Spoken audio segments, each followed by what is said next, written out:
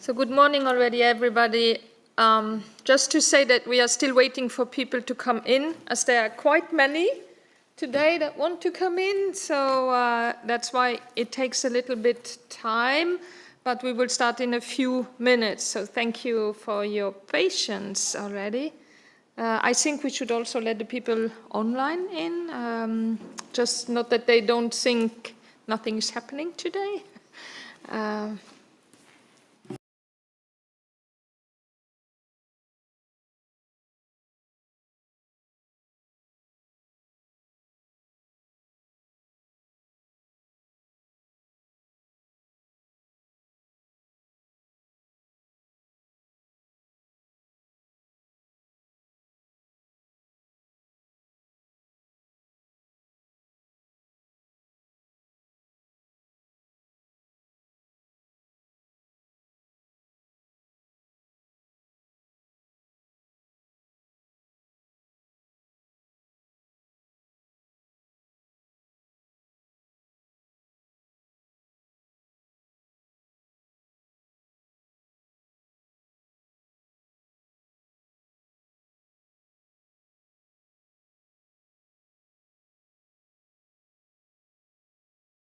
So good morning, everybody. I think we should start already by the introduction. Now, slowly, not that we have 1.5 hours, but nevertheless, I think let's start. And welcome to our Intergroup on the case for a fur-free Europe. So last May, over 80 organizations launched a European Citizens Initiative, so an ECI, to end fur farming in the European Union, as well as the placement of fur on the European market called Fur-Free Europe. Currently, over 400,000 European citizens have already signed this initiative, and I have no doubt that by May next year, because as you know, we have 1 year for an ECI, that in May next year we are going to have over 1 million signatures. The success of this initiative will be paramount for the inclusion of a ban on fur farming in the future animal welfare regulation. For too long we have heard the call to end this cruel practice, and today we will hear from various speakers who will share their knowledge, experience in relation to fighting the good fight of fur-free Europe. So today we are joined, and I'm very happy to welcome Mrs. Reineke Hammelers on behalf of the Fur-Free Europe ECI. We have also Mrs. Rebecca Capelli, Director of the documentary SLAY. We have Mr. Bo Algers, Professor Emeritus at the Swedish University of Agricultural Sciences. And we have also a video message from the Federal Minister of Social Affairs and Health Care and Consumer Protection from Austria. So we will first listen to the presentation as well as view an excerpt from the documentary SLAY before opening up the floor, of course, also for questions and answers. Following that, my colleague Anja Hazekamp is going to join us here still in the plenary right now, and she will propose also a working group of the Intergroup on the Fur-Free Europe, so of this European Citizen Initiative. Before that, just some practical aspects for the running of this session. The meeting is live streamed on Interaxio, and the meeting will be recorded, and the video recording and presentation will then be uploaded to the Intergroup website afterwards. So now I see that our visitors, most of them are in, so welcome again in this Intergroup to speak about Fur-Free Europe, a fight that we're going to win together. And now I give, without losing some more time, the floor to Mrs. Hammelers, who will present the case for a Fur-Free Europe. Reineke, the floor is yours. Thank you. Thank you so much, Tilly. Good morning, everyone. On behalf of the initiators of Fur-Free Europe, which is supported by over 80 animal protection and environmental groups, I'm delighted to present to you today the case for a fur-free Europe. Indeed, as Tilly mentioned, in 2020 we saw the incredible success of the ECI and the cage age, and the commitment of the European Commission to end the use of cages in livestock farming. Now, we believe that such a ban needs to be extended to fur animals, so the EU will move to a cage-free future for all animals and show real leadership. And we believe that with the revised animal welfare legislation coming up, we have a critical window to make this happen. So on the occasion of this intergroup meeting, we are launching a new report, and you may have already picked one up. It's really capturing all the evidence on why we believe it's high time for a fur-free Europe. Next slide, please. Indeed, every age has its massive blind moral spots. We might not see them, but our children will. And this quote perfectly reflects that fur farming undoubtedly belongs to one of these massive blind moral spots. But things must change, and I would like to summarize the 5 main reasons why we no longer see a future for fur farming, nor for its imported products. Firstly, as you know very well, and as we will sadly witness today, fur farming is one of the cruelest industries of our times. Next slide, please. This is because it mainly exploits wild animals such as mink, foxes, and raccoon dogs. And these species are not domesticated, and they suffer greatly in the barren wired cages that are fundamentally unsuitable for them to display their natural behaviors. And regardless of what the fur industry is saying, that these animals, have adapted themselves, that is just not true. To give you an example, in nature, mink have territories ranging from 1 to 3 square kilometers. They are solitary animals. They love to swim, to dive, to hunt. In the fur industry, mink live in wire mesh battery cages, as you see on this slide, of this size. Can you imagine? Of this size. Mink live in close quarters with other mink. And clearly, they cannot swim, hunt, nor dive. And much in the same way, there isn't any species kept by the fur industry whose needs are met, be it a chinchilla or rabbit. And we will hear more about this incredible animal suffering from Professor Emeritus Bo Algers later today, but of course also from Rebecca. Next slide, please. If inherent animal suffering weren't enough, the many outbreaks of COVID in mink farms put the spotlight on the very concrete risks to public and veterinary health that this industry causes. And I'm sure you will all remember the many serious outbreaks in 9 European member states and beyond, which prompted governments to take drastic measures. Next slide, please. And this prompted the leading health authorities, the WHO, WOHA and FAO, to confirm the link between COVID and fur animals. And I quote, "Public health risks from SARS-CoV-2 spill over within fur farms, from fur farms to humans and to wildlife populations are high in Europe, considering the high number of fur farms concentrated in the same geographical areas." I think the evidence couldn't have been clearer. And then also, next slide please, partially as a response to this crisis, the majority of EU countries spoke out against fur farming and presented a landmark declaration at last June's Agri-Fish Council meeting. And this paper called on the European Commission to investigate the possibility of introducing an EU-wide ban on fur farming on the basis of animal welfare, but also veterinary public health and ethical considerations. Next slide, please. Then third, fur farming is damaging to the environment. Far from being natural and sustainable, as is portrayed by the fur industry, fur production is intensely polluting. Several chemicals considered hazardous agents are related to fur dressing and dyeing processes, but also local bodies of water, groundwater, soil and air quality are extremely affected by the toxic substances produced by fur farms. And then, as I just said, fur farms are usually concentrated in certain regions, and their presence is drastically affecting also the quality of life of residents there. And if this wasn't enough, fur farming also has a devastating effect on biodiversity. Next slide, please. The business is to blame for the existing threatened status, and some cases even the extinction of European native wildlife.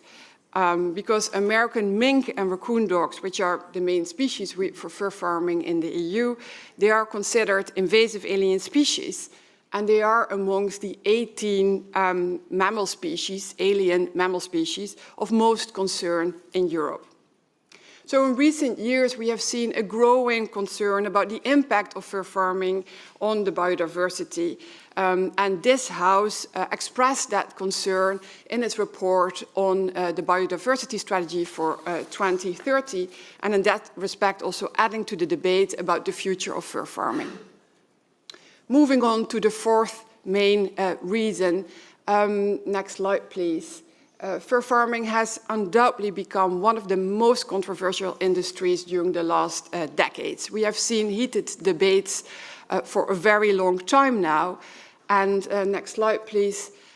Surveys, polls, but also purchasing habits only show one very clear result. An overwhelming majority of European citizens reject fur farming. You see here the results in several countries.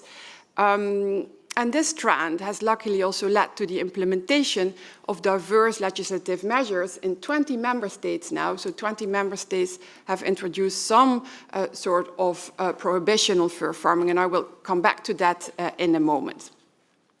And then fifth, and this is not unimportant, next slide please, there is no economic case. The sharp decline in turnovers of the fur industry observed already before the pandemic was accelerated by the closing of fur farms on public health grounds. But even before this, the industry has been in constant decline since 2014, when we saw a peak. For example, mink production has fallen from 45 million animals in 2014 to an estimated 12 million in 2021. So this is a huge, huge decline. Next slide, please. And while we believe that the closing of fur farms is important for many reasons, as I just outlined, we also believe it's important to consider all these socioeconomic impacts.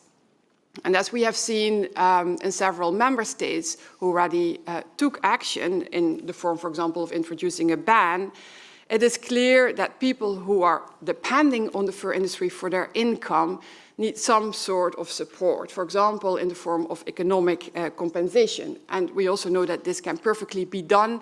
And I'm pleased to say that our member organization in Finland, Animalia, has just produced a report on how the Finnish government, in this respect, could support the remaining producers. But we really believe that the intense decrease in turnovers of fur farms since 2020 due to temporary or definitive bans has paved the way now for an EU-wide ban with adequate compensatory measures. Because taking together all the problems, investing in business transition is really the only way forward. Such a decision would not only bring the benefit of putting this cruel industry in the past, but it would also give new possibility to producers to align their new business to the ambitions in the Green Deal, in the Farm to Fork strategy, but also align their business with the United Nations Development Goals. And in this way, one can much better contribute to the future of vibrant rural areas. Now, how can we make this happen? Next slide, please. During the last decades, as I said, the lack of adequate measures at EU level have prompted member states to take action themselves. So we have seen in 20 countries legislative measures such as full or partial bans, but also stricter rules. And all this legislation has been adopted on different grounds. And this has led to a strong market divergence between national laws on fur farming. And issues regarding this type of divergence normally fall under Article 114 of the Treaty on the Functioning of the Internal Market. And sorry for becoming a bit more technical now, but I think it's important to explain how we can make it happen once we have collected the 1 million signatures. So we see this big patchwork in the EU. And now the Commission is working on a revision of the animal welfare legislation. And this revision is expected to be based on Articles 43 on agriculture and Article 114 on the functioning of the internal market. And this provides the European Commission with the tools to propose legislation in order to harmonize national rules concerning the establishment and functioning of the internal market. And when it comes to fur farming, we believe that the only effective solution will be maximum harmonization, and this means a full ban. Now, linked to this, or on top of this, the European Commission is currently also considering how to make sure that imported products will comply with the new European animal welfare standards. And we also call that, since the French presidency, the mirror clauses, which was a great initiative. Because such an approach would strengthen the case for a ban on the placing of fur products on the European market, and I'm referring to farmed fur products in this respect. And we should also bear in mind that such an approach will really can count on the support of over 90% of European citizens who indicated in a Eurobarometer that they want to see such a ban on imported products too. So in short, an EU-wide ban entailing both a production and a sales ban of farm fur products would reinforce the so-called European added value to the renewed animal welfare legislation, emphasizing the relevance and significance of acting at EU level rather than at the national level. Wrapping up, next slide please, last slide. On behalf of Fur-Free Europe, we call on your help to make fur history. Fur is unnecessary, it is cruel, it is unsustainable, and it poses a threat to public health. And clearly there is no economic case to make anymore. The time has never been more right to put fur farming behind our backs. And together we can now add this piece to the puzzle we are painstakingly building, one of a better future for animals and humans alike. Thank you so much.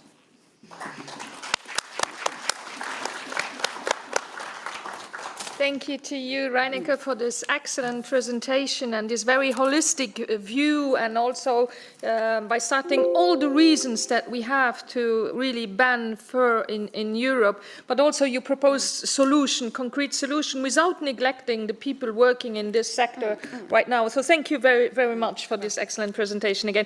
I will now give the floor to Mrs. Capelli, who will share with us her story and why she is in favor of Fur-Free Europe. And we will also look at the video. You have the floor, Ms. Capelli. Thank you for being with us this morning.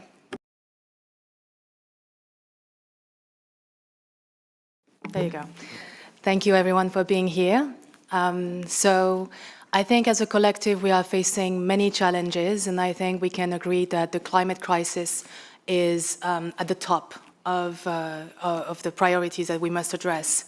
I believe that the climate crisis is actually a reflection and a direct consequence of an ethical crisis and how we treat life on this planet.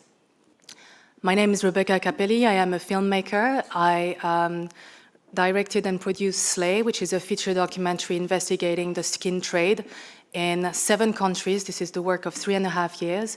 And when it comes to the fur industry, I investigated fur farms in China as well as on European fur farms. So, and I will just take this chance to mention that what I have found in China and in Europe is very comparable. If anything, some of the conditions that we have found on European fur farms actually was worse than some of the farms that I've seen in China. So, as a filmmaker, there are a few things that I could not put in Slay. Slay is meant for a really wide audience. And the first thing that I cannot bring into the film is the actual slaughter and skinning of these animals. So no matter how, the fur industry wants us to believe that there is a humane way to do this business, it's actually so horrific and violent that I cannot show these images to a wide public. And of course, if anyone wants to have access to these images, I can make them available. Please get in touch. It will be available for free upon request. But this is something that is really absolutely unbearable to watch. So that's the first thing. The second thing that I cannot really share for an obvious reason is the smell. So the smell on these animal exploitation facilities that call themselves fur farms, that are actually very close to factory farms, is absolutely horrendous. You can smell it from a distance most of the time. And for me, it took me multiple washes to try to wash my shoes from this smell, and it took a lot of effort to get rid of it. The thing that I try to show in my images, and one of the things that you notice when you step onto a fur farm, is the individuals. So we are actually confronted with the fact that despite talking about these big numbers and millions of animals, we tend to forget that we are talking about millions of times individuals. And when you are on a fur farm, you are confronted with this reality, and you see that behind each cage there is an individual. And so as individuals, they also have different responses. Most of the animals that you see are absolutely terrified of humans. As someone who would never hurt an animal, this is something painful to see. But at the same time, who can blame them? Because all they know about us is that we hurt them, we cage them. And again, we are the monsters in their eyes. You have animals who have given up, and you can see in their attitude and their behavior that they have completely given up all hope, all wilderness in them. And then you have those who are playful. So you can see animals who want to engage in playtime. And that really reminds you that these animals are really young. At the time of slaughter, at most, they are 8 to 9 months old. So they are just acting like puppies or kittens, and they just want to play with us. But the ones that really stick with me are the ones who fight. There are a lot of animals, actually, despite the fact that they have been born and bred onto these farms that are really designed to tame everything out of them. They have not been tamed. And they are still wild, they are fighting, they fight to their last breath, they try to bite, they try to escape, and they are resisting against the situation they are in. And for me, that's the most painful, because no matter how brave they can be, no matter how fierce they can be, you know that they are born into a system that inherently is designed to set them with no chance. They stand no chance. And so, the fur industry likes to say that they care about animal welfare, that it's really important to them. But by design, the mortality rate on a fur farm is 100% in horrific and atrocious condition. And that is something that we need to really understand. So I'll be very brief. You will shortly see an extract of Slay. So I just want to wrap up with the idea that we live in a world that is filled with both beauty and violence. Some of this violence we cannot do anything about, sadly. We can feel really powerless and helpless. But this is one thing that we can all do something about. And so I'm really here today to support Fur Free Europe and the European Citizen Initiative, because this is a violence we can not only do without, we must do without. The animals deserve better, and we deserve better than to allow this nightmare to continue happening. Thank you.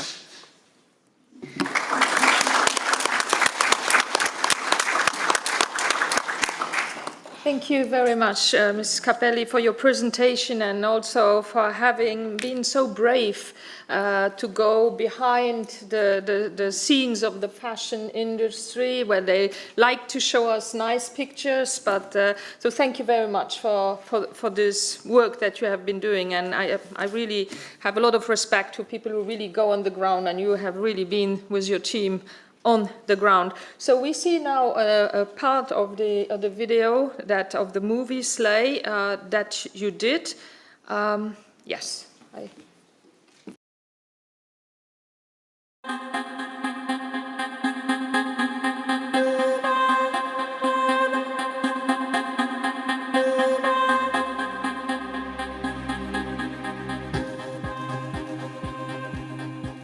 Fur is the most controversial skin in fashion.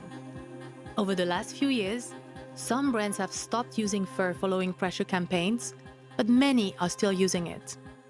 Sustainability has definitely become a catchword in the fashion industry, and there is a lot of greenwashing.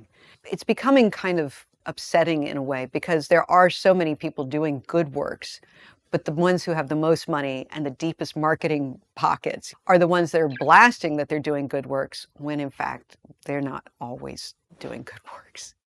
Do you care about sustainability? According to the fur industry, faux fur is unsustainable, chemical and plastic-based, and leaks microplastics into the oceans.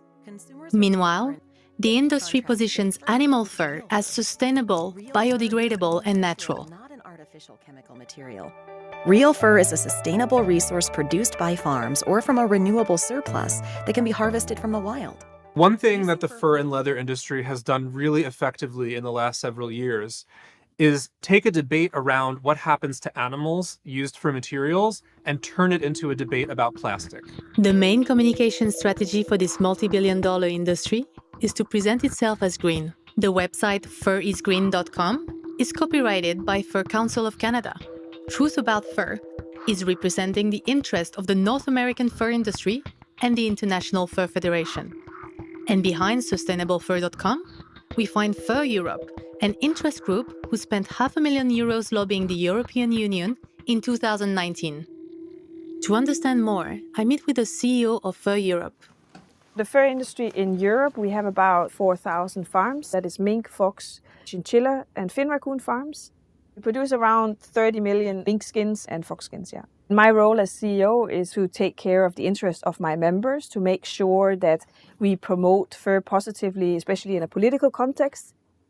Natural fur is a 100% natural product and it biodegrades, especially compared to the plastic fur, which pollutes the oceans, pollutes our nature. But also compared to that, the active life of our product is longer than you can see in any other product. Can we get a little more in the environmental impact? I cannot give you the figures of what we have exactly of impact now, but we are in the process of getting a full picture. In reality, based on a study funded by the fur industry itself, only about 25% of a fur pelt biodegrades. And compared with synthetic faux fur, animal fur produces 7.5 times more emissions. On top of that, to prevent pelts from rotting, animal fur is processed using chemicals like formaldehyde and heavy metals. There have also been studies on human health in association with wearing fur. And in Italy, garments that were intended for babies and children with fur trim showed that these dangerous carcinogenic chemicals were rubbing off on people. And this is an industry that wants us to believe that it's sustainable and natural. The microplastic argument also doesn't stand. Faux fur doesn't get washed often, and certainly not in machines. It's starting to look a lot like the fur industry is using sustainability as a distraction. I don't think we can talk about ethical fashion without talking about animals. To me, it's about a value system. It's about how we treat the planet, how we treat people, and animals are part of that conversation. Is it acceptable to kill animals for fashion? That is a very big question.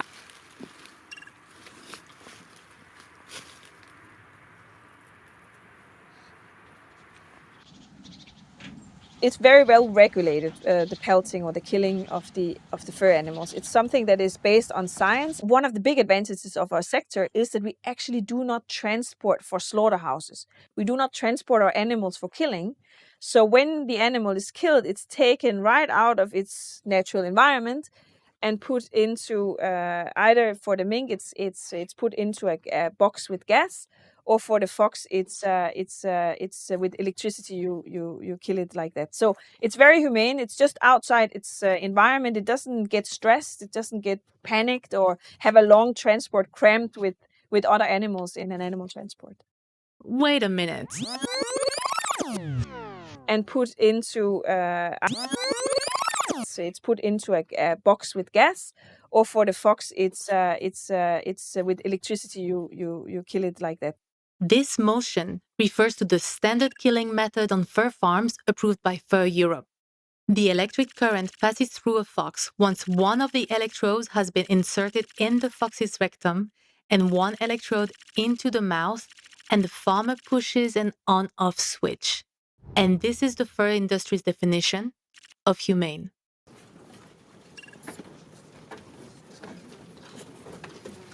Another reason they do this is because they need to preserve the fur. So if they were to kill the animals using, say, more conventional methods, that will destroy the quality of the fur because it'll become stained with the blood. And because these methods are so rudimentary and crude, what's been documented several times is that animals are actually skinned alive on fur farms. It's a form of moral insanity that we justify this behavior in any kind of way.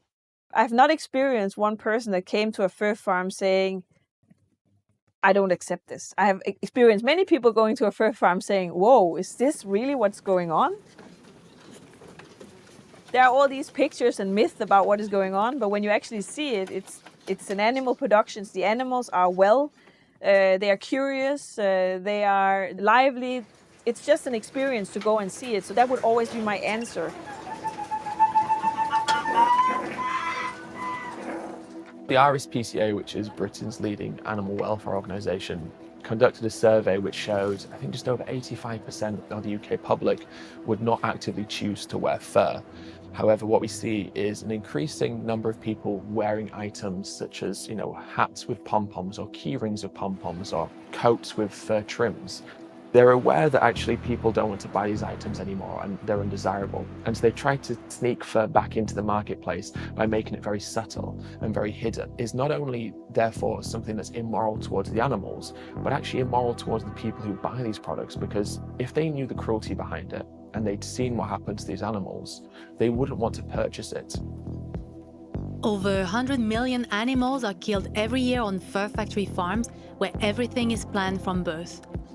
Babies are born in spring and grow confined in narrow cages. When winter comes and when their fur is fully grown, the animals are then killed and skinned. Some animals are kept for breeding for the next year in a never-ending cycle of birth, cage, and death. To make one fur coat, it takes up to 300 chinchillas, 60 mink, or 15 to 40 foxes. Fur farms exist in European countries, Russia, US, and Canada, but the biggest fur producer in the world is China.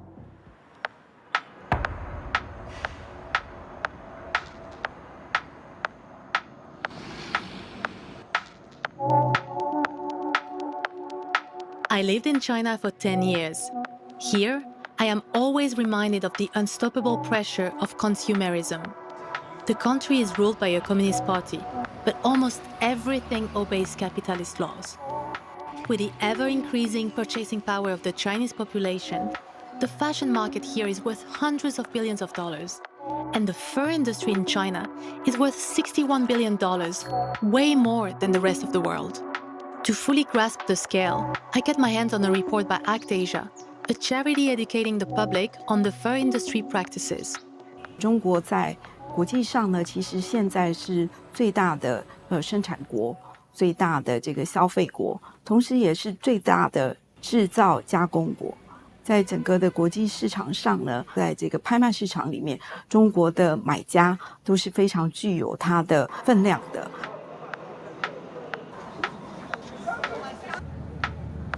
One of the major centers for the skin trade is just 1 hour outside of Shanghai.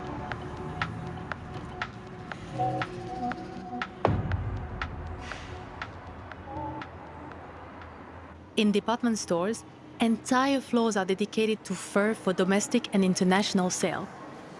Posing as a buyer, I get offered wholesale price for all kinds of fur coats in several shops. 我们其实呢都不应该忽略中国在皮草产业跟它的国际交易上的一个角色，它其实是跟国际有非常紧密的一个关系。其实越大的养殖场呢，很多呢常常是有国际的投入的。比如说在大连的一个很大的养殖场，它已经有高达到5万多只的这个貂，它的繁殖种类呢都是从丹麦他们进口进来，从技术上、设备上呢都是从国外直接引进。所以呢，我们在谈整个的皮草的养殖跟产业的时候，其实已经是一个非常跟国际的连接的一个紧密的概念。In this shop, I find wolf fur from the US, even though some wolf populations are endangered. Original wolf. This is what this is pink. 里面你知道吗？全都是毛，对，全都是毛。 There's fur for any budget. For $1.50, you can buy a rabbit keyring made of real rabbit fur. In the back alleys behind the malls, I find raw pelts sold by the dozens at about $40 a pelt. 这些是国产。国产。你在外面放的那个是黄毫。嗯哼。这是进口的美洲毫。里面毫子、玻璃水貂都有的。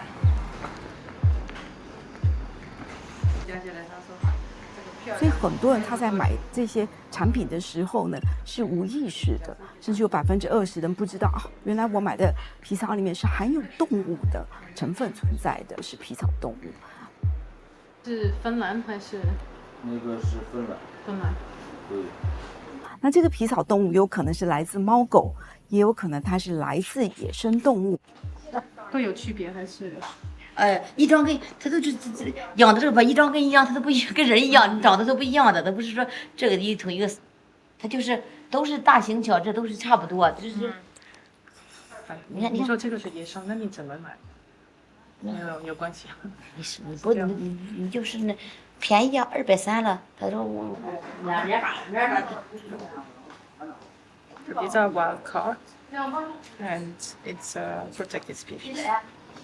其实条条疤上，有的疤一看100有几条？30条也是。你看到的那些在市场上一条一条的这个皮挂在墙上，放在地上，这些都是活生生的生命。After Haining, I can't stop thinking about the animals. Back in Shanghai, a local activist shows me where all these pelts are coming from. 当我们在谈很多动物的议题的时候，常常你会觉得从一支视频，或是说从报道，或是从文字上去认知，一直到你自己到前线、到农场上或市场上去看到这些动物它们的苦痛，是没有办法以文字来去形容，它给你一个很大的真实感。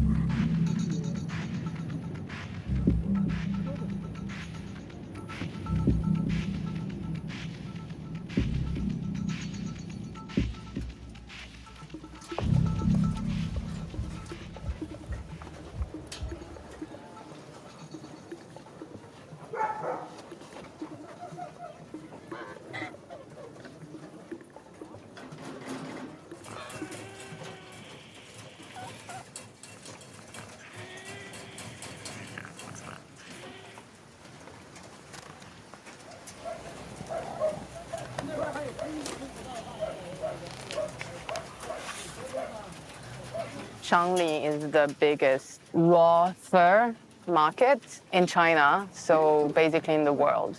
And it specializes in foxes and raccoons as well.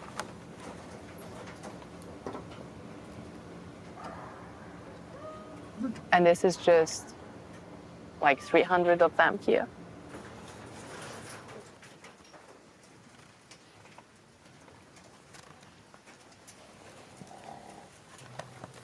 This is just one backyard farm. out of, I don't know, hundreds in the area, probably thousands. We talk about these big numbers. We talk about 100 million, 120 million animals killed for fur every single year, year after year. But ultimately what it is, it's 100 million times one individual. I used to have a fur coat.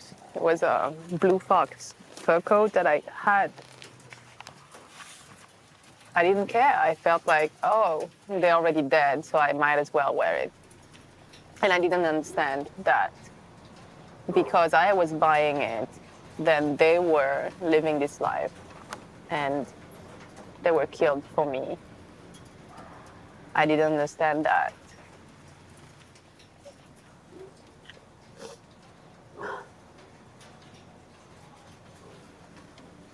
I know.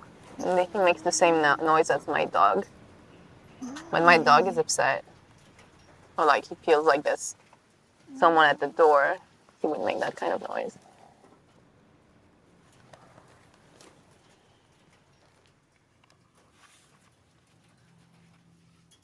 当我看到皮草动物被屠宰取皮，整个的过程里面呢，其实伤心跟自己的难过是无法去叙述的。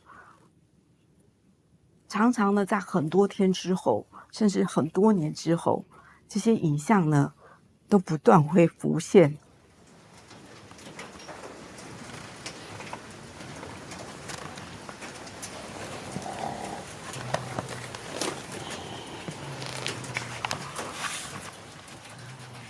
When I think about the animals, those individuals who are sitting confined in small wire cages, who evolved for millions of years to run and explore and swim and play, and they are spending their entire lives confined to a small space.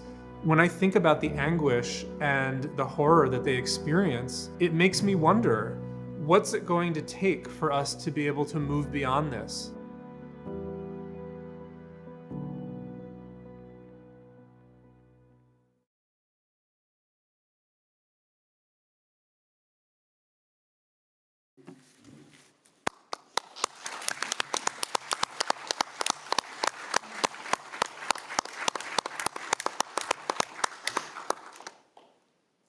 Sorry. No worries. Oh, shit. Yes, thank you very much again. Thank you. And I want to say that this is the appropriate human response to this issue. I think we can be very proud of following science, facts, and information, but we also need to take into account our emotional intelligence and our feelings when it comes to making the right decisions. So thank you for, I mean, this is, again, the normal human response, and yeah, thank you. Sorry for that, but yeah, I just say now in front of all of you, if once again there's an exposition on fur in this house, I will not support it again. I can tell you that. Just, I say it in front of you. And I hope somebody outside is also hearing it. I will not support it again. Okay, let's go to the next presentation, and thank you very much again, and sorry for my emotions, but sorry for that. I will give the floor to Professor Algers, who will inform us about the behavioral needs of mink and foxes in the fur industry. You have the floor. Sorry. Thank you very much, and I would really thank the organizers of this meeting for inviting me to speak here, and I'm really happy that you have taken this initiative, and my role here is to speak about behavioral needs of mink and foxes in the fur industry. And next slide, please. I'd like to next slide again, yes. Remind you what the European farm animal welfare legislation requires is that when an animal is continuously or regularly confined, it must be given space appropriate to his physiological and ethological needs in accordance with established experience and scientific knowledge. Next slide, please. So, what is an ethological need? Well, it's a behavior which is in the animal's nature to perform. It has evolved to have a function relative to the survival of the animal over thousands of generations. It's motivated by stimuli in the external environment and or for internal needs, and we call it a behavioral need. In most domesticated animals, these natural behavior are still present, even if they physically look different, the animals. Next slide, please. The Danish researchers Jensen and Pedersen wrote about ethological needs, that they are to identify those behavioral patterns that represent ethological needs. The important questions are, firstly, how strongly motivated are behavioral patterns believed to represent ethological needs? And secondly, how do we best provide an outlet for those behaviors? Next slide, please. Motivation is often triggered by internal factors such as physiological and genetical components. For instance, drinking behavior or nest building behavior in sows.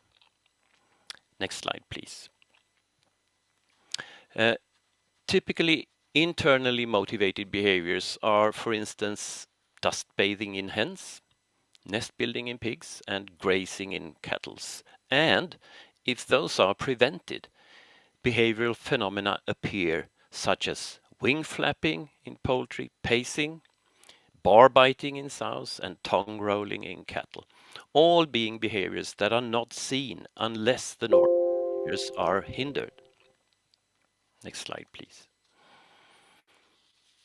So the consequences of not being able to perform highly motivated behaviors are stress reactions, which also could result in behaviors like helplessness or hopelessness, and thwarted behavior such as stereotypic behavior, which we saw some in the film we just saw, and also sometimes injuries. Next slide, please. Stereotypical behavior is when the animal is caught in the preliminary phase of the behavior and performs it repeatedly. With the stereotypy is when it's fully developed, the animal continues to show it, even if the environment changes. In principle, there should be a zero tolerance of behavioral stereotypies. These are signs of an environment that is not appropriate for the animal and its biology. Next slide, please. So the occurrence of behavioral stereotypies should be regarded as an indicator of poor animal welfare, also for those animals in the same environment not showing such behavior. They just might show hopelessness.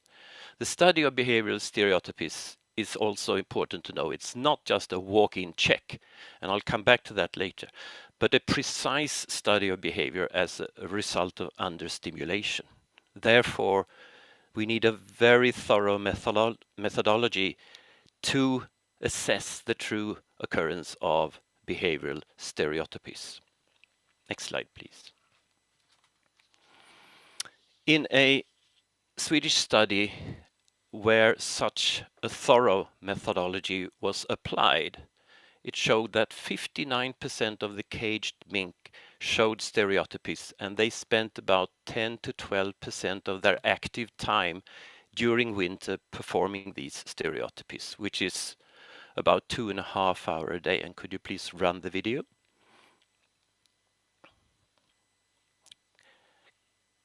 Could you please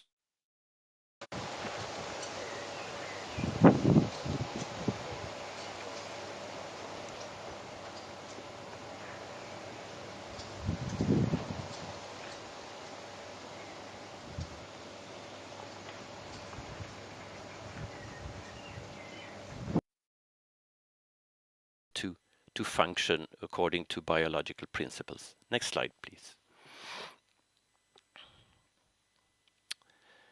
So, when we speak about foxes and mink, they must be able to perform behaviors for which they are strongly motivated.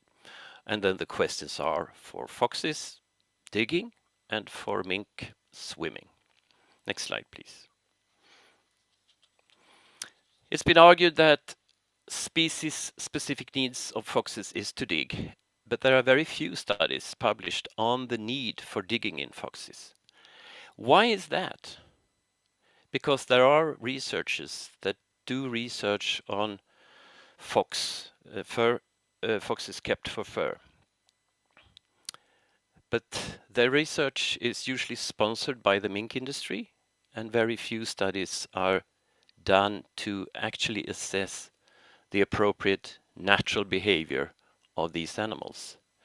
A Finnish researcher, Koronen, performed a study on digging, and he reported that as early as the first study day when the foxes were given access to a dirt ground, there were clear signs of digging, and the digging sites were concentrated below and close to the nest boxes and the pen walls, and about 20% of the enclosure was affected by foxes digging.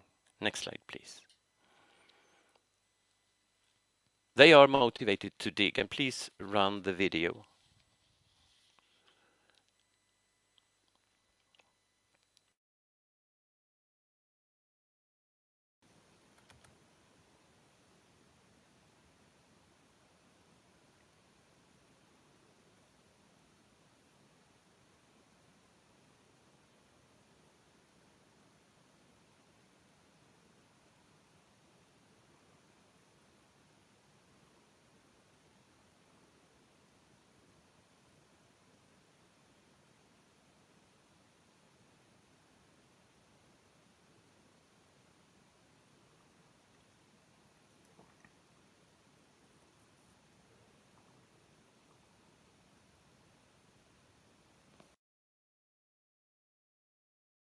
Clear goal. Next slide, please.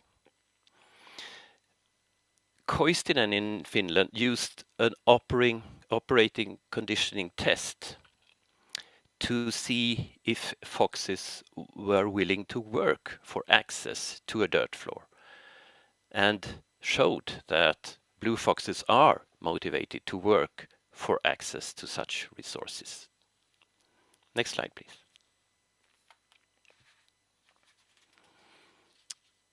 What about mink?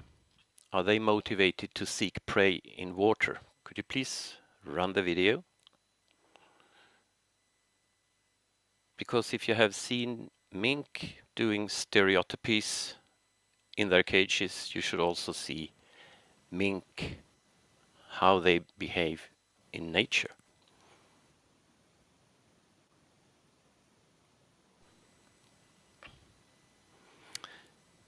So they choose areas close to water to look for prey. And this is their natural habitat. They are very good swimmers, and they really look for fish or other type of crayfish or whatever they can find. And they are very good hunters, and they live in shallow holes close to the water areas. This is the natural behavior of a mink, the behavior for which they are highly motivated to perform. Next slide, please. There are also for mink very few studies looking at the behavior of mink under such natural conditions. But a study by Schwarzer and colleagues, next slide please, showed that when they kept mink in groups with access to lots of space, to feeders, nipple drinkers, nest boxes, but also a pond, a creek, and a pool. They chose to use those water areas a lot during the day. Next slide, please. This is just from their study showing how much time they spent at or in the swimming pool, the creek, or the pond. And as you may be able to see here, they used a lot of time in those areas. Next slide, please. The authors concluded that the animals in their study generally accepted all the 3 water basins and used them extensively from the beginning to the end of the study. And they concluded that a swimming basin can be considered to be an important enrichment factor for American mink. I also should add that the mink they used in their study were mink that they had purchased from a mink farm. So those mink were used to be in a cage.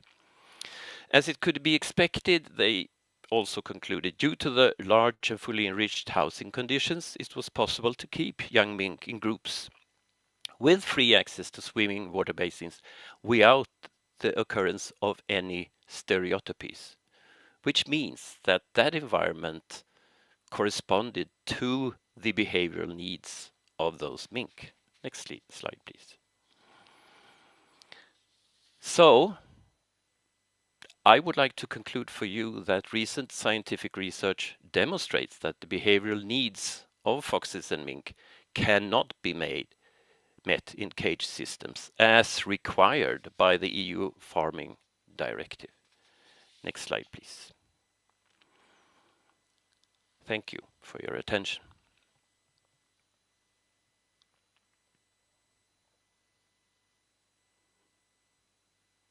Thank you very much, dear Professor Algers, for your presentation. So based on very scientific facts that shows that we are not coherent with our own regulation regarding animal welfare. So definitely it needs to change and to change now. I give the floor to Pascal Durand because he has to leave a bit earlier, but he has a question before we come to the minister, to the Austrian minister. Pascal. Merci beaucoup, Tilly. Je tiens à te dire à titre liminaire. Well, thank you very much, Tilly. First of all,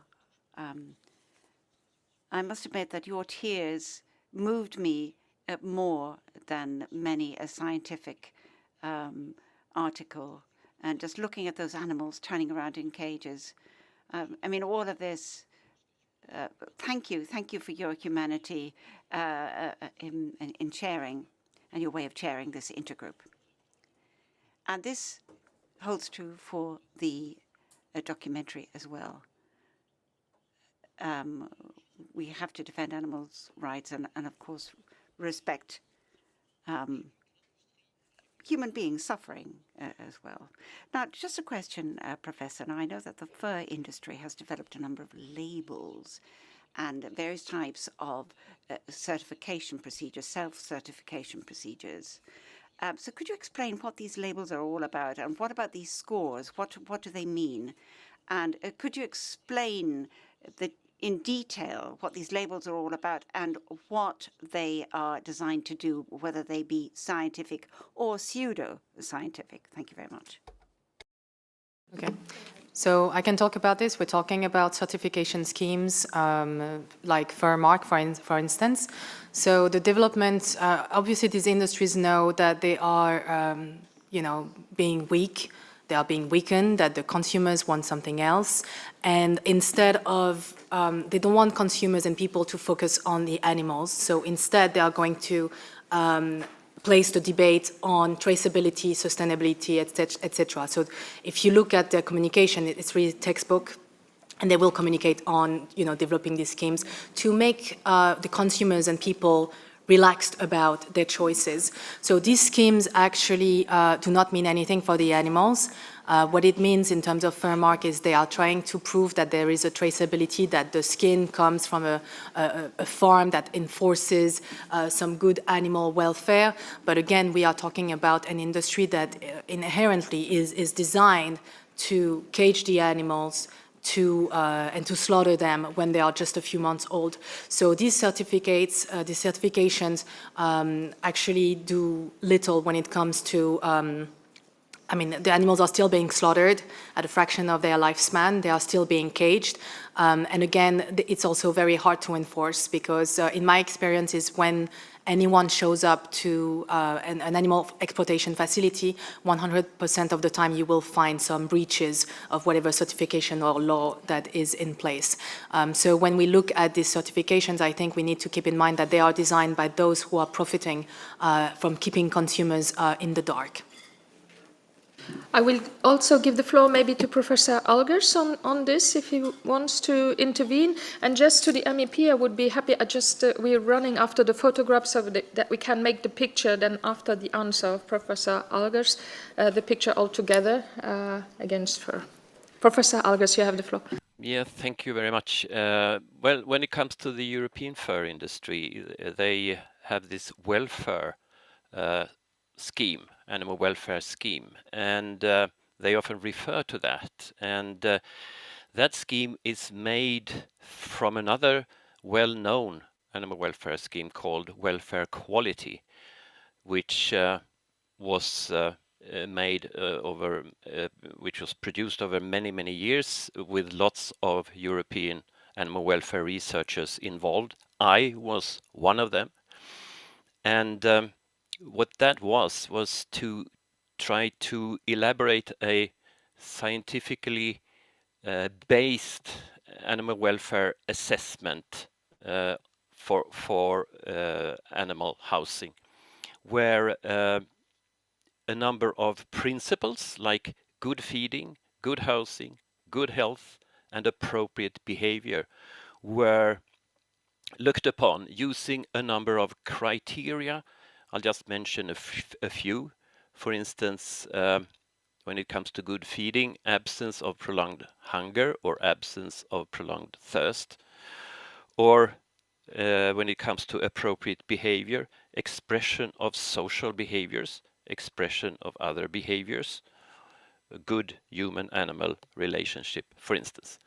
And then under that, a lot of indicators that were measured.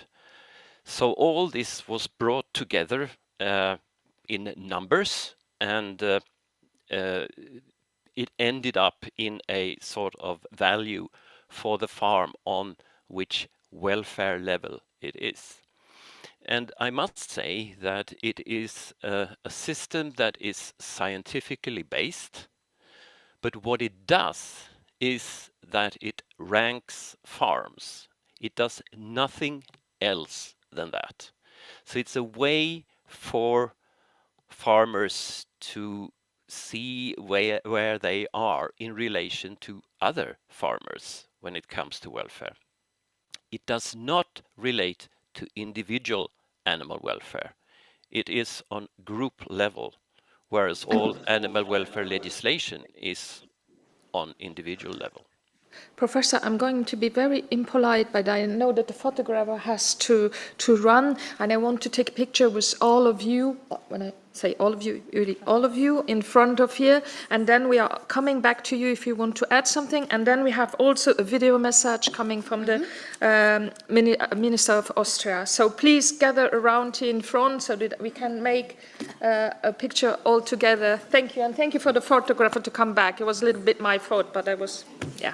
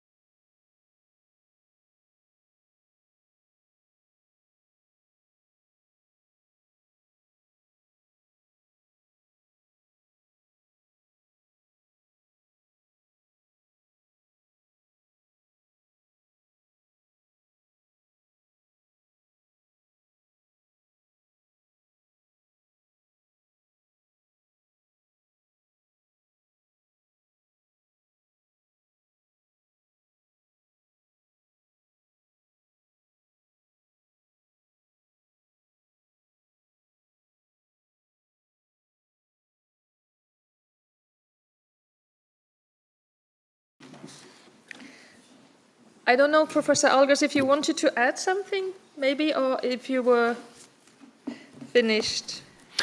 I just wanted to add one thing, Yes, please. and that is relation to the welfare program and behavioral stereotypies, because the welfare program's methodology to assess behavioral stereotypies severely underestimates the true occurrence of such thwarted behavior.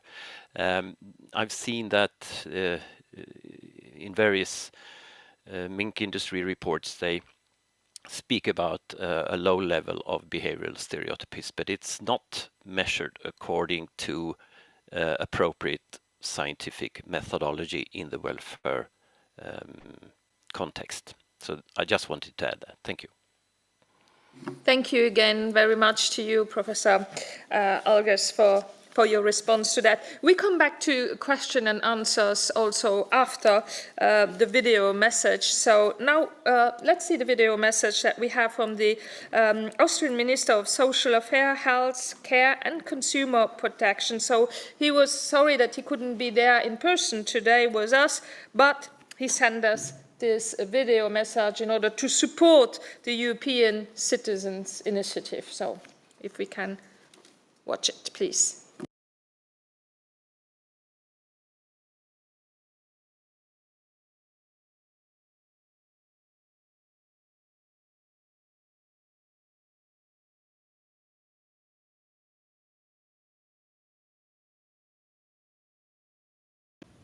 Dear ladies and gentlemen, dear members of the European Parliament, dear NGO representatives, thank you very much for the invitation and the opportunity to address one of our biggest animal welfare issues, fur farming. Unfortunately, I'm not able to attend the event in person. Animal protection is a central concern to Europeans.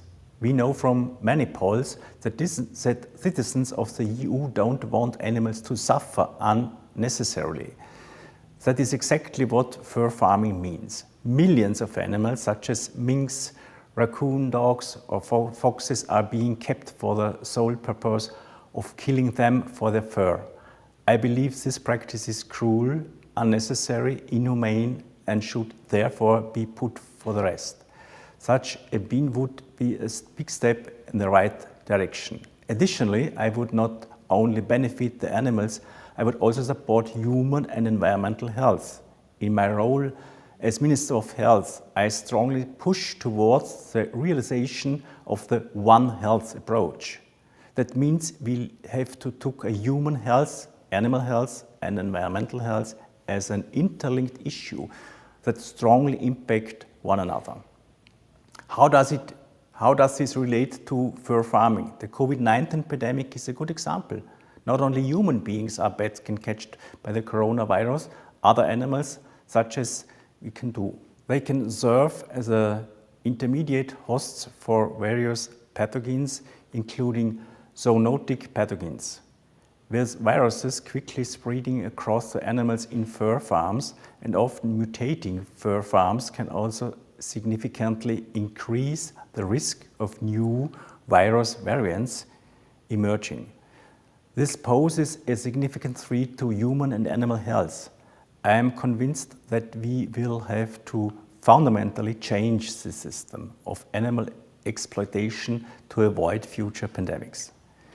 In other words, the fewer animals we keep in small, cramped cages, the fewer antibiotic agents we use, the better for everybody's health, the health of humans, animals, and the planet.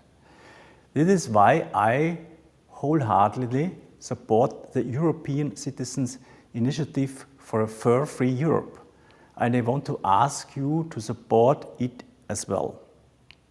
If you think that a ban of fur farming is illusionary or impossible, think again. Austria's last fur farm closed in 1998, and fur farming has been banned in 2005. Since then, we have made progress. There are now 16 EU countries that have outlawed this practice, with Latvia and the newest member of the club welcome. Of course, we cannot simply stop there. The EU must use its power and also close the EU market to farmed fur products from outside the EU, just like we have done with products from certain trapping methods, seal products, or cat and dog fur. As European Union, we should send a clear message. Our internal market, our rules, and those rules should say no sale for farmed fur producers here. In order to shape these rules and to improve animal welfare standards, Austria is actively campaigning for a ban on fur farming in the EU. Among other things, we together with the Netherlands asked the Commission to put forward such a proposal. We have made considerable progress, but we are not there yet in order to make progress and live up to our moral standards and the responsible treatment of animals as sentient beings. I strongly urge all of you to support this common cause, support the citizens' initiatives, and make this step possible towards the goal of a fur-free Europe. Thank you for your attention. Thank you very much to the Minister Johannes Rau from Austria. So that is what we really need also now from the other member states. Clear statements against fur, that's what we need now. So I open now the floor for questions and debate, so don't hesitate. And Michel is the first. Oh. Am I really the first one? Thank you very much. Thank you very much for this very important event. It's always difficult to watch these pictures, but it's very important that we are well informed about the situation. And speaking about that, I'm very happy to see the trend that was presented to us, that there is a significant drop in the number of ewe farms around Europe in the last decade. But still, I'm not sure that this actually means that the situation is improving, especially when we see the situation in China, where the industry is definitely on rise. And we see, well, the international trade being really like thriving, quite nice numbers. So I wonder whether this trend in dropping of the numbers is also reflected in the drop of demand or in the drop of the sales, whether we have such statistics in Europe and whether we see that really the citizens are actually on the right way not to accept fewer when buying their clothes. And just to add on, I am very pleased and very proud to announce that Slovakia just hit its threshold on the national level regarding the petition just yesterday. So we are also on the right route, and let's not stop there. Thank you very much. Thank you to you, Michel. Do we have statistic numbers on the decrease of the demands, knowing that sometimes now false fur is called false fur, but indeed it's real fur. So it's what do you have, Ms. Capelli, maybe figures also on the demands, or does somebody has around here? So it's definitely on the decline in the West, including in China as well. So there is a decline of the production. There's a decline that obviously is correlated to the sales. I don't know if we have absolute numbers, but we do have numbers of brands that are, ditching fur and banning fur from their collections. We are also working behind the scenes to engage actively with brands, with fashion organizations, and with, for example, fashion weeks and fashion professionals. And I will leave to Emma if she has something to add. Emma Hackinson from Collective Fashion Justice may have some data about this. Thank you. So the first thing I would note is the presentation that was presented earlier, which was really fantastic, had the map of Europe and the surveys showing that the vast portion of European countries and people within them didn't want to buy fur anymore, and that's a valuable insight to have. There's also mention to the fact that 69% of the top 10 most luxury profitable fashion brands have all banned fur from their collections. There are still a few that are left. Fendi, for example, is one of them. They previously were a furrier, so they have huge interest in the industry. But the shift is going away from fur both at a consumer level but also at the industry level. We're talking with, places like Milan Fashion Week and, people that have had really historical love for wearing fur that are looking to move beyond it. Kering is a huge fashion brand. They've now banned fur. I think absolutely the trend is that it's going out of fashion. Thank you. Just to respond on the mislabeling, yes, there is some mislabeling happening sometimes, but I think in terms of faux fur, there's been also a lot of great developments on faux fur that is partly bio-based and becoming more and more sustainable and, of course, very transparent. So I think we can become more confident in the future in terms of what alternatives are available to us. So despite the fact that it is on the decline, we're still talking about millions and millions and millions of animals. And I think we should all aim for that number, at least in Europe, to be zero. If I may add to that, so the European Citizens Initiative is not only aiming at banning the production of European fur farming, but also banning the placement of farm fur products on the European market. Because, as we also saw in the documentary, a lot of fur products are still hidden, and that's why still consumers are buying it without really knowing it. So we need the two to go in parallel. And Tilly, I have great news, because I just heard that the ECI has passed the threshold of the 7 countries for which we need the signatures. So we are on the right way. Mm-hmm. Thank you very much. Yes, as you know, so an ECI needs, we need 7 different countries. We need more than 1 million signatures. The best is at least to have 1.4 million, because there are always some signatures that are not valid. So that's already good news for this morning, and we need them.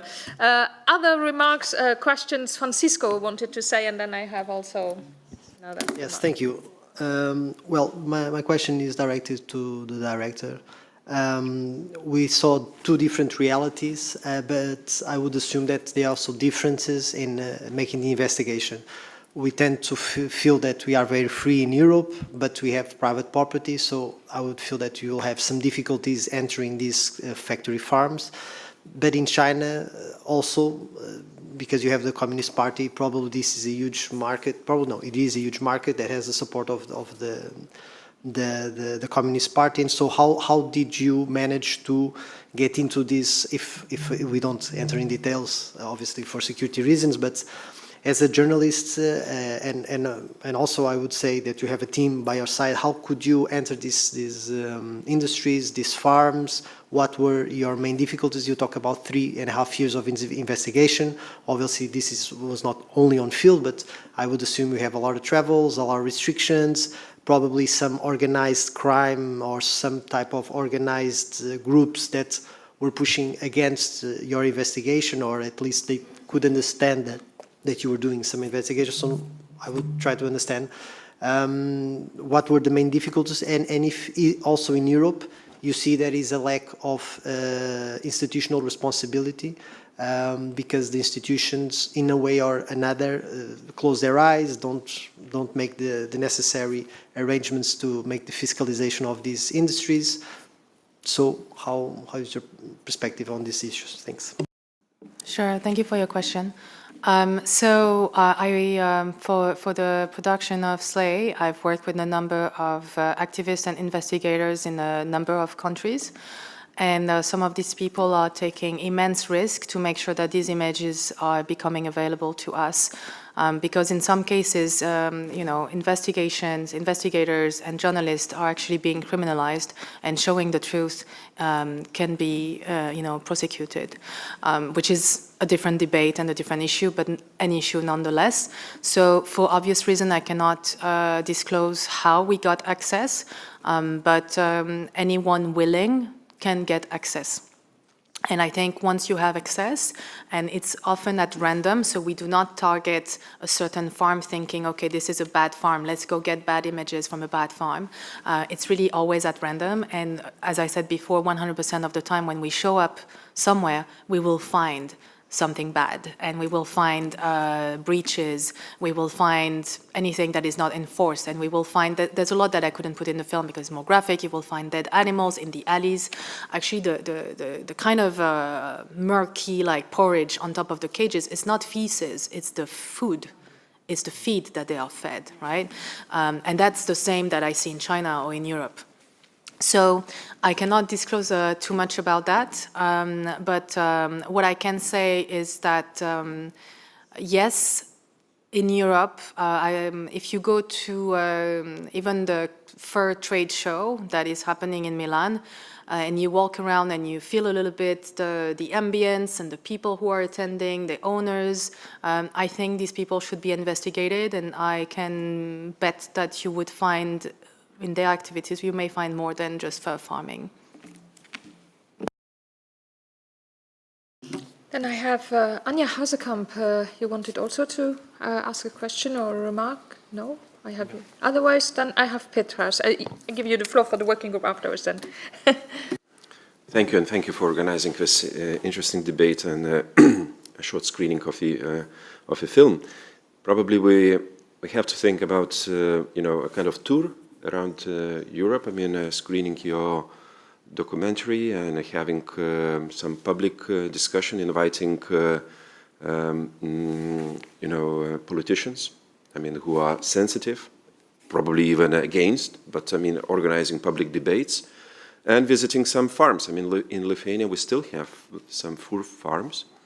There is a law, I mean, a draft law introduced as 2026 must be the deadline for having this business. We might advance as much as possible, but I'm looking forward, I mean, for our cooperation, because we have very vocal NGOs against those brutalities and atrocities against animals in cages, and I'm looking forward for this kind of our entertainment. And secondly, probably we have to approach those remaining fashion houses which use fur. We can send a letter and to make it public. I mean, they're afraid of publicity much more than losing 5% in their income, because it might, hit them with 20 or 30% of down road. I mean, maybe we have to organize our joint letter, kindly asking them, I mean, to follow the example of those who already did it, and survived somehow financially and in a fashion market. So let's do it. I mean, let's make things more public and present good examples and ask them kindly to follow. Thank you. So I myself, I am based in Zurich, and I make myself available if you need me at any kind of event, presentations, meetings. And I'm working very closely with Collective Fashion Justice when it comes to engagement with brands. And so we're happy to support any of your efforts. Thank you very much, and I still wanted to say it. So the documentary, please show it in your constituency, show it around, it's available. I think we have to do that, and I'm wondering if we should not make, I spoke about this famous exposition that was 2 years ago on fur in the European Parliament. When I said support, I think it's not the right word in English. I will not endure it anymore. I will not tolerate it anymore, because I never supported it, of course, but supporter in French means endure it. So I think we have to be clear there, and we should make another exposition showing the movie and showing around, and I'm totally supporting also that letter. But please use Slay the documentary also in all your countries to show it around. And I have there a question. Annika, please. Merci Tilly. Je voulais réagir à ce qui vient. Thank you. I just want to react to what was talked about with social media. There's a lot of organization around animal welfare. There are people learning things that they didn't know before about how the animals are captured, how they are killed. And that means that there's pressure on a lot of fashion houses. And I would like to say that 90% of fur used in the world comes from Chinese farms. And oftentimes those are on skinning of live animals.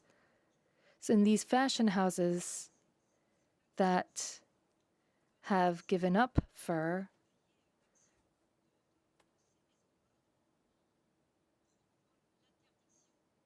there are these fashion houses that have given up fur, but what we can do is really focus on banning fur on the European market. And that means that other fashion houses will be able to follow that example without fear of losing their edge on competition. A number of people already mentioned this. COVID is also an example of how things like this can be very difficult. Pollution is also an issue in this industry. The substances that are used in treating the skin can be carcinogenic. Tanning substances, for example. And in developing countries, these have caused a great deal of diseases. And it's true that this human hygiene health aspect may be a more pressing argument than animal welfare. Ça rappelle vraiment aussi des éléments essentiels. C'est nocif aussi pour eux. Was an important point to be made, because there can be all these problems in terms of human health. Now, I was rather surprised about an opinion poll in France.